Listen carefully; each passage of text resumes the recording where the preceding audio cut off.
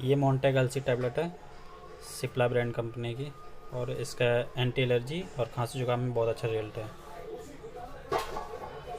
ये 325 रुपये की आता है, 10-15 गोली का पड़ता है, और इसका रिजल्ट काफ़ी अच्छा है।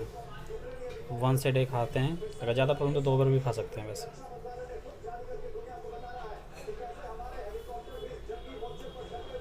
और ये कैप्सूल मॉक्स है, इसको इसके कफ सिरप में खांसी में काम आता है, और कफ जमी हो तब भी काम आएगा। एंटी गले में इन्फेक्शन टॉन्सिस होगा तब भी काम आएगा ये।